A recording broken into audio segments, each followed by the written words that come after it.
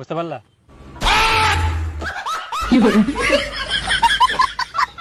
তো পড়াশোনা করে আর আমরা শুদ্ধমে আবার মুখ নিয়ে আসিয়া হারাম জাদা গিলা ফের তোমরা মোর বই না শালা মোর বইয়ের পিছনে লাগি পিটে এটা তো দেখা গেল তো ফুসকুড়ি ফের পুনা হারাই গেলতে গোটায় তো জঙ্গল যাইতে যাইতে হামলা চলে গেলে আর দেখা পাই গেল। আস্তে আস্তে আস্তে দেখিস দেখিস দেখিস নাই নাই নাই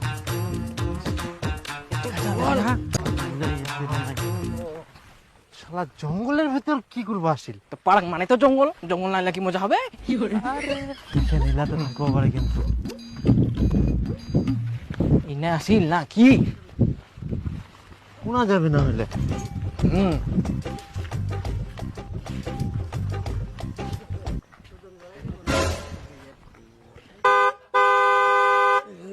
উড়ে হয় নাকি? হ্যাঁ ওটাই তো। দেখিস চেংড়া ফেলছে একটা।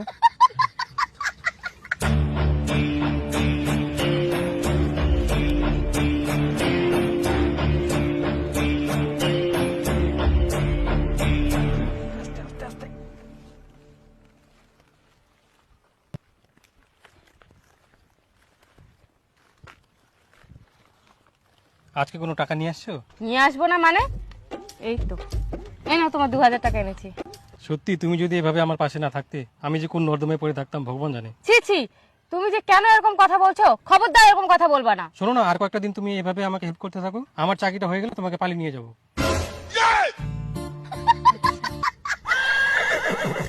শালা দীপুর বড় বড় ভাষণ আর বউটো আসি এনে জঙ্গল দিলা করে। হ্যাঁ চলো দীপু কি আসি কুই আসি মনে হয় ডাকি আনি মুখে।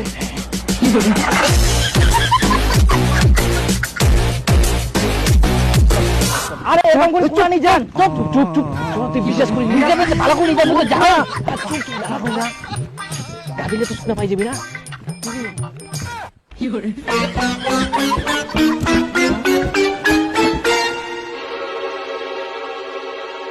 দেখো এই খোলা পরিবেশে যদি আমরা আলোচনা না করি, না হলে পরিবেশের বিষয়গুলো কোনোদিনও বুঝতে পারবো না। আকাশের দিকে আমরা কিছুই দেখতে পাচ্ছি না, কিন্তু চারিদিকে ধূলিকণা ভাসছে। এই ধূলিকণা থেকেই সৃষ্টি হবে মেঘ, তারপর আসবে বৃষ্টি। বুঝতে পারলা?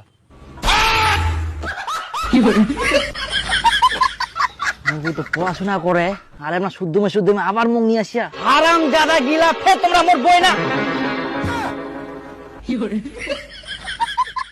শালা মোর বইয়ের পিছনে লাগি পিটি পুড়ি আমরা পালালেন কেনে এবার আবার ধরা পাইলে গাছত বান্ধি না শোনা নই মোর বউ কত ভালো, কতবার কোয়া যায় মোর বউ ভালো ভালো ভালো, তাও শালা মোর বইয়ের পিছনে পুড়িছে।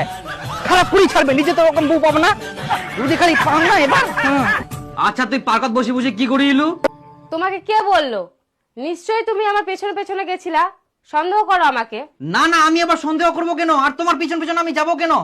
আমি তোমাকে অনেক ভরসা করি, আমি তো এমনি আইডিয়া করে বললাম। হ্যাঁ তুমি তো জানোই, এর আগেও তো একটা ফরেস্টে তুমি দেখেছিলা সার্ভে করছিলাম। আমাদের পরিবেশের বিষয়ে পড়াশোনাগুলো সব বাইরেই হয়। আর তোমার যে বই কেনার কথা ছিল ওটা কিনেছো? হ্যাঁ নিয়েছি তো, এই তো।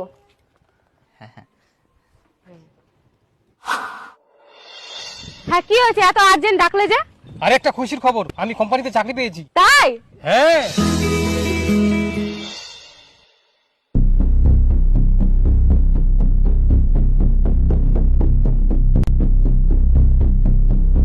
এই নাও ডিভোর্স পেপার, এখানে সই করে দাও। এখন থেকে আমি তোমার বউ না, দীপকের বউ। কি?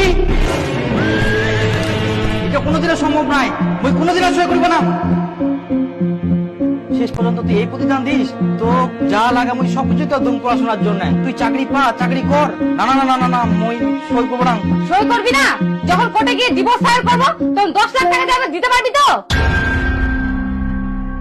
আর না দিতে পারলে সারা জীবন কেসে ঝুলাবো।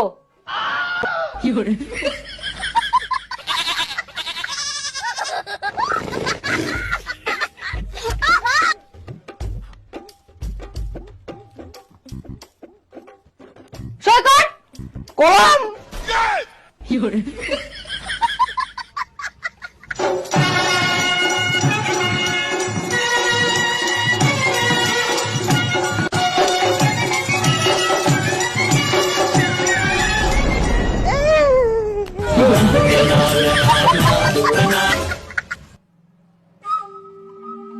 তাও তো বাঁচিনু যদি মোক মারি মুড়ি বস্তা ঢুকাইছে দিল